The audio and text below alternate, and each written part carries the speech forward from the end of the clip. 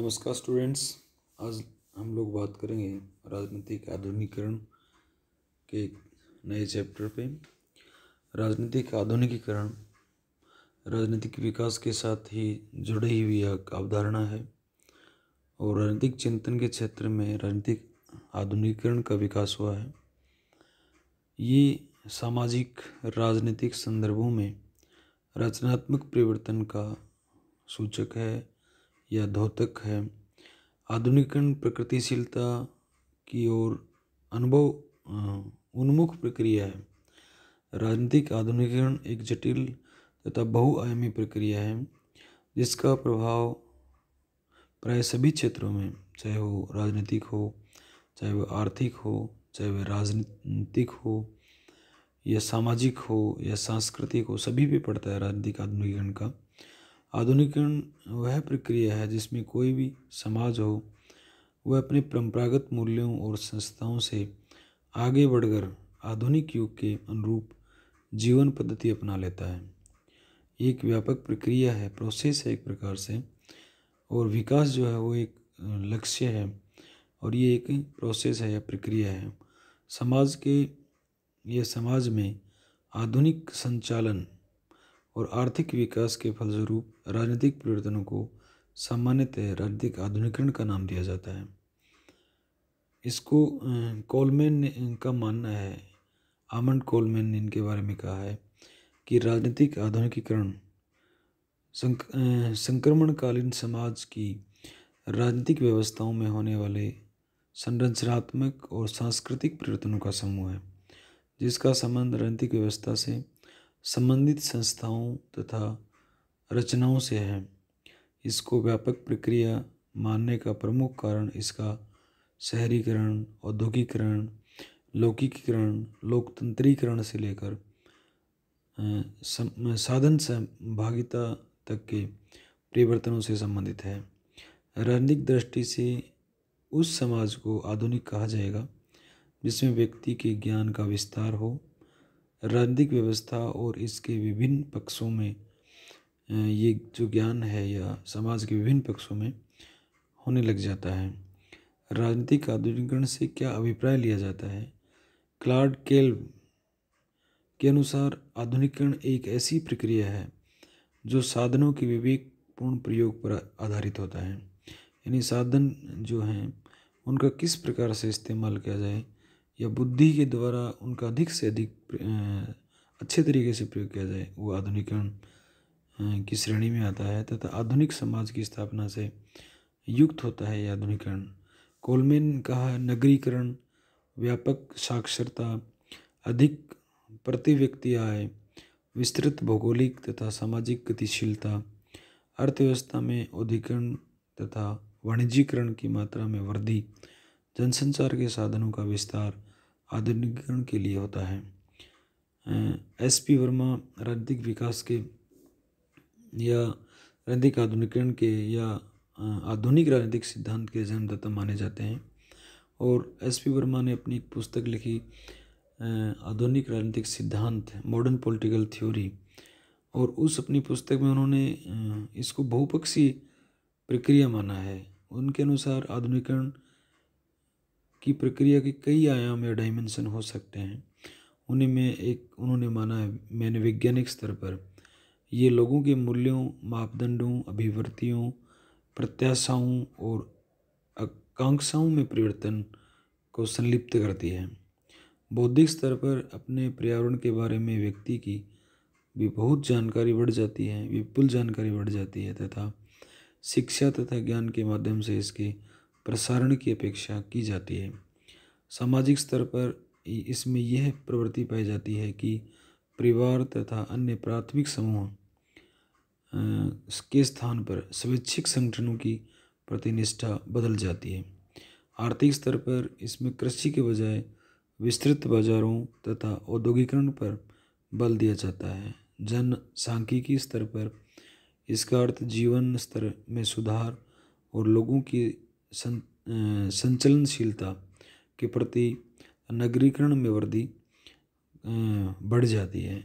आइजेंस्टेड के अनुसार राजनीतिक आधुनिकीकरण वह है जिसमें राजनीतिक भूमिकाओं और संस्थाओं में उच्च मात्रा में विविधीकरण तथा केंद्रीकृत और एकीकृत शासन व्यवस्था का विकास होता है। केंद्रीय रैंदिक संगठनों के कार्यकलापों में विस्तार तथा सत्ता का समाज के सभी नागरिकों तक इसका विकास तथा परंपरागत सत्ता के स्थान पर आधुनिक संस्थाओं के प्रति निष्ठा को आरंभिक आधुनिकीकरण कहा जाता है। वस्तुतः सभी विचारकों ने आधुनिकीकरण को परिवर्तन की एक ऐसी प्रक्रिया माना है जो समाज की संपूर्णता से संबंधित है तथा आधुनिकीकरण परिवर्तन की एक ऐसी प्रक्रिया है जो प्रगतिशीलता की ओर उन्मुख रहती है। एडवर्ड सिल्स ने समकालीन राज्यों की पश्चिम से मुक्ति की इच्छा को आधुनिकीकरण कहा है। वस्तु ये सभी दशाओं में उचित नहीं है। कोलमैन के अनुसार राजनीतिक आधुनिकीकरण का संबंध ऐसी राजनीतिक व्यवस्था के विकास से है जो इतनी लचीली हो कि हर प्रकार की मांग को प्रस्तुत करने के अवसर प्रदान कर सके, किंतु उसमें इतनी शक्ति संपन्नता भी है कि इस प्रकार की मांग का समुचित ढंग से मुकाबला कर सके। अनुचित मांग को दृढ़ता के साथ ठुकरा देने की क्षमता रखने वाली राजनीतिक व्यवस्था को आधुनिकीकरण कहा जा सकता है। आधुनिकीकरण की विशेषताओं या लक्षणों के बारे में हम लोग चर्चा करें तो राजनीतिक आधुनिकीकरण की विशेषताओं के संबंध में सभी विद्वान एक मत नहीं हैं, परंतु इनकी सामान्य विशेषताएं के बारे में हम लोग चर्चा कर सकते हैं। जैसे राज्य या केंद्र में शक्ति का अधिकाधिक केंद्रण हो जाता है। राजनीतिक आधुनिकीकरण एक महत्वपूर्ण लक्षण है। मानव जीवन की गतिविधियों से संबंधित सभी प्रकार की शक्तियों का राज्य या राजनीतिक व्यवस्था में केंद्रीकरण होने लगता है, अर्थात राजनीतिक शक्ति का महत्व बढ़ जाता है। राजनीतिक शक्ति का महत्व बढ़ जाना आधुनिकीकरण की निशानी है। राज्य या केंद्र का समाज में अधिकाधिक प्रवेश। प्रारंभ में राज्य की समाज में पहुंच नहीं थी। राज्य का स्वरूप एक पुलिस राज्य का था। राज्य का कार्यक्षेत्र युद्ध तथा बाह्य आक्रमणों से लोगों की रक्षा करने तक ही सीमित था। राजनीतिक आधुनिकीकरण के लिए सरकार की जनता तक पहुंच वर्धिकारक होनी चाहिए।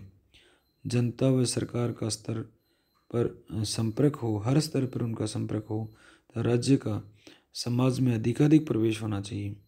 ये तभी संभव है जब राज्य की भूमिका सकारात्मक हो तथा वह लोक कल्याण तथा जन साधारण के लिए उत्थान के कार्य करे। केंद्र और परिधि की बढ़ती हुई अंतःक्रिया, यानी केंद्र में और राज्यों में जो इंटरेक्शन है या उन दोनों के बीच में, परिधि और राज्यों के बीच में जो अंतःक्रिया है, आधुनिक राजनीतिक समाजों में केंद्र और परिधि की अंतःक्रिया बहुत बढ़ जाती है। यहाँ केंद्र का अर्थ राजनीतिक व्यवस्था से है और परिसर का अर्थ समाज से है। केंद्र और राज्यों की ये संपर्कता राजनीतिक दल, हित और दबाव समूह है, नौकरशाही तथा निर्वाचकों के माध्यम से बढ़ती है तथा इसमें संचार के साधनों को महत्वपूर्ण भूमिका होती है। सत्ता के परंपरागत स्रोतों का निर्बल होना। आधुनिकीकरण राजनीतिक समाजों ने सत्ता के पारंपरिक स्रोत जैसे वकील, कबीले, राजा, धार्मिक गुरु का लोप हो जाता है। हंटिंगटन ने कहा है कि आधुनिकीकरण राजनीतिक समाज में धार्मिक, परंपरागत, पारिवारिक और जातीय सत्ताओं का स्थान एक लौकिकीकृत और राष्ट्रीय राजनीतिक सत्ता द्वारा ले लिया जाता है। सत्ता के पारंपरिक स्रोतों के निर्बल होने और उसके स्थान पर राष्ट्रीय राजनीतिक सत्ता की स्थापना राजनीतिक आधुनिकीकरण की सबसे महत्वपूर्ण विशेषता है। राजनीतिक संस्थाओं का विभिन्नीकरण व विशेषीकरण। आधुनिक राजनीतिक व्यवस्थाओं में राजनीतिक संस्थाओं का विभिन्नीकरण और विशेषीकरण होना चाहिए ताकि सरकार अपने कार्यों को उत्तरदायित्वपूर्ण ढंग से निपटा सके, जिसको करने की सिफारिश उनको सौंपी गई है। राजनीति में जनसाधारण की बहुत अधिक सहभागिता होनी चाहिए या भागीदारी होनी चाहिए। राजनीतिक आधुनिकीकरण के लिए संस्थागत और प्रक्रियात्मक परिवर्तन पर्याप्त नहीं है। संस्थाओं या प्रक्रियाओं में जनता की भागीदारी भी होनी चाहिए। आधुनिकीकरण के लिए जन संचालन एक आवश्यक शर्त है, क्योंकि इसके बिना राजनीतिक उदासीनता होगी जो आधुनिकीकरण की प्रक्रिया को बाधित करेगी।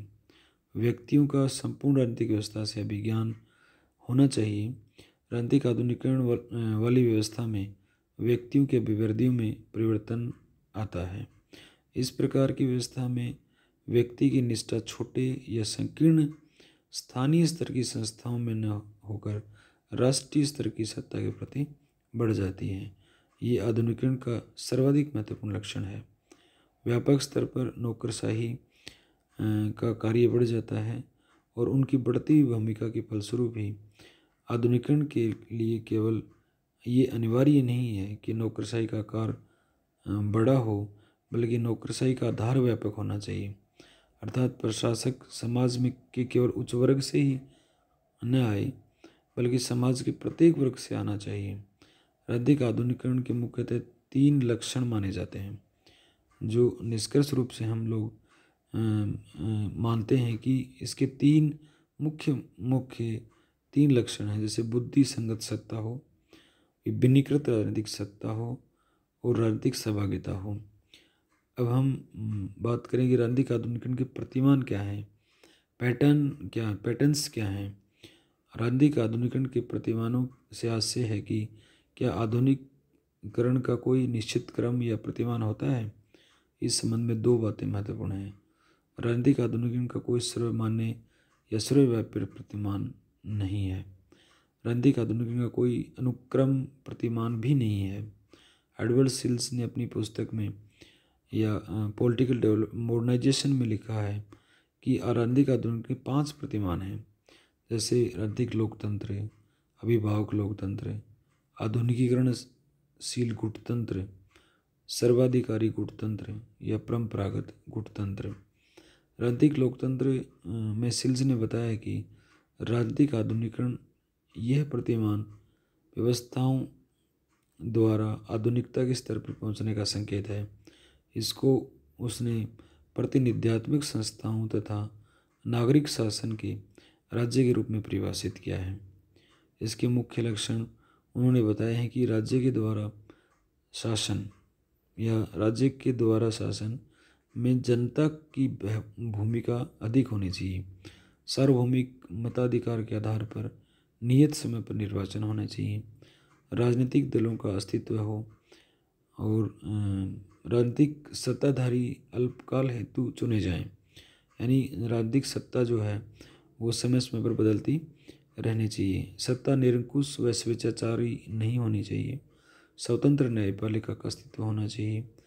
इसके अलावा उन्होंने बताया कि सामाजिक और सांस्कृतिक पूर्वदशाओं का समर्थन और उनको सहारा मिले।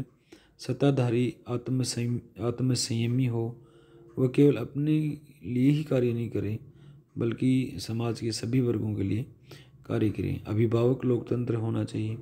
अभिभावक और राजनीतिक लोकतंत्र में मुख्य अंतर यह है कि अभिभावक लोकतंत्र में राजनीतिक लोकतंत्र की संरचनात्मक व्यवस्था व्यावहारिक रूप में सक्रिय नहीं होती।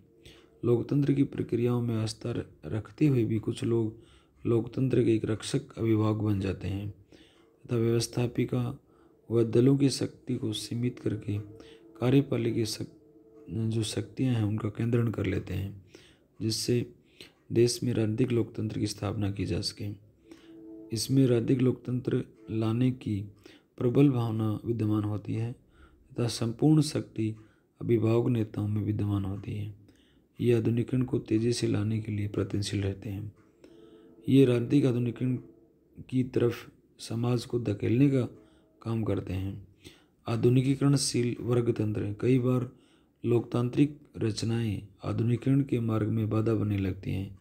तो ऐसी स्थिति में एक आधुनिकीकरणशील गुटतंत्र सत्ता में आता है तथा लोकतांत्रिक शासन से परे हटकर एक अधिकारवादी राज्य की ओर उन्मुख होते हैं। यदि ऐसे नेता मिल जाएं जिनकी समाज को आधुनिक बनने की आस्था हो, तो आधुनिकीकरण की गति बढ़ जाती है। सर्वाधिकारी वर्गतंत्र में राजनीतिक आधुनिकीकरण के मुकाबले आर्थिक व सामाजिक लोकतंत्र को प्राथमिकता देने लग जाते हैं। ऐसे गुटतंत्र में एक विचारधारा के आधार पर संगठित एकाधिकारवादी दल के नेतृत्व को आधुनिकीकरण के सभी पक्षों को एक साथ आगे धकेलने का प्रयास किया जाता है। व्यक्तियों या संस्थाओं को इस विचारधारा के अनुसार रहना पड़ता है परंतु स्वतंत्रता नहीं रहती, इसलिए अधिक आधुनिक नहीं कहा जा सकता। परंपरागत वर्गतंत्र में ये माना जाता है कि नवीन प्रतिमान जो है वो आधुनिकता का खुला विरोध करते हैं, क्योंकि परंपरागत तथा आधुनिकता कभी एक साथ नहीं रह सकते। इस श्रेणी में परंपरागत धार्मिक विश्वासों से अधिक संबंध होते हैं, राजवंशीय संविधानों पर आधारित व्यवस्थाएं होती हैं और उसमें शासन रक्त संबंध या वंश के आधार पर बनते हैं, न कि योग्यता के आधार पर। नियत कानून परंपरागत होते हैं जो एक वर्ग द्वारा बनाए जाते हैं तथा नागरिकों को इस व्यवस्था में सेवाएं बहुत कम मिलती हैं। निष्कर्ष रूप में एडवर्ड सिल्स की मानना है कि प्राय सभी व्यवस्थाएं कम या अधिक मात्रा में राजनीतिक आधुनिकीकरण की ओर उन्मुख हैं। राजनीतिक लोकतंत्र का प्रतिमान ही राजनीतिक व्यवस्थाओं की आधुनिकता तक पहुंचने का संकेतक है। राजनीतिक आधुनिकीकरण के प्रतिमानों में राजनीतिक आधुनिकीकरण परिवर्तन की एक जटिल तथा बहुआयामी प्रक्रिया है। इसमें कई अभिकरणों तथा माध्यमों की भूमिका रहती है। राजनीतिक आधुनिकीकरण को किसी एक कारक से नहीं जोड़ा जा सकता। आर्थिक विकास एक महत्वपूर्ण तत्व है, परंतु उसे आधुनिकीकरण का निर्माण तत्व मान लेना ठीक नहीं है। राजनीतिक आधुनिकीकरण के प्रमुख अभिकरणों में अभिजनों और बुद्धिजीवियों की भूमिका बढ़ जाती है। प्रत्येक शासन व्यवस्था में शासन का कार्य कुछ व्यक्तियों द्वारा ही निष्पादित किया जाता है। यही वर्ग अभिजनों तथा बुद्धिजीवियों का होता है, जो सत्ता के धारक होते हैं। राजनीतिक आधुनिकीकरण के सभी से महत्वपूर्ण अभिकरण यही वर्ग हैं। प्रत्येक राजनीतिक व्यवस्था को, चाहे वह राजनीतिक आधुनिकीकरण के किसी भी स्थान पर क्यों न हो, जीवन शक्ति देने का कार्य अभिजनों का ही है या एलिट्स ग्रुप का ही है। नौकरशाही अभिजन वर्ग का एक पार्ट है या एक भाग है। राजनीतिक व्यवस्था को संबंध या एक साथ जोड़े रखते हैं। ये जनता को राष्ट्रीय विज्ञान का पाठ पढ़ाते हैं, नेतृत्व की पहल करने का कार्य करते हैं और राजनीतिक आधुनिकीकरण में विचारधारा की भी बहुत ज़्यादा भूमिका है। आधुनिकीकरण की प्रक्रिया में गति लाने के लिए विचारधारा का भी प्रयोग किया जाता है। राजनीतिक समाज में परिवर्तन और विकास को बढ़ाने में विचारधारा अत्यंत महत्वपूर्ण है। राजनीतिक दल आधुनिकीकरण के प्रमुख साधक या साधन होते हैं। लोकतांत्रिक व्यवस्थाओं में ये महत्वपूर्ण होते हैं।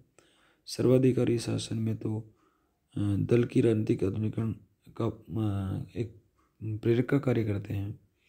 विचारधारा को राजनीतिक आधुनिकीकरण का शक्तिशाली उपकरण माना जाता है तथा इसके आधार पर लोगों के मनोभावों और अभिवृद्धियों में परिवर्तन आता है। सरकार की क्या भूमिका रहती है इसमें? आधुनिकीकरण की संपूर्ण गतिविधियां सरकार के तत्वाधान में ही संचालित की जाती हैं। सरकारों का राजनीतिक अभिकरण के रूप में विशेष महत्व है। सरकारें आधुनिक राजनीतिक, आर्थिक, सामाजिक, सांस्कृतिक क्षेत्रों में बहुमुखी प्रगति की प्रेरक बनकर राजनीतिक व्यवस्था के आधुनिकीकरण को तैयार करती हैं। और ये कहा जा सकता है कि आधुनिकीकरण की प्रक्रिया में अनेक संस्थाओं का योगदान होता है। उनकी सूची बनाना कठिन है, परंतु उन सभी कारकों का योगदान भी महत्वपूर्ण है। राजनीतिक आधुनिकीकरण की एक जटिल प्रक्रिया में अनेक तत्वों का योगदान रहता है। राजनीतिक आधुनिकीकरण और राजनीतिक विकास एक दूसरे से जुड़े हुए हैं। तो हम लोग राजनीतिक आधुनिकीकरण में ये मान सकते हैं कि आधुनिकीकरण एक प्रक्रिया है और राजनीतिक विकास एक लक्ष्य है।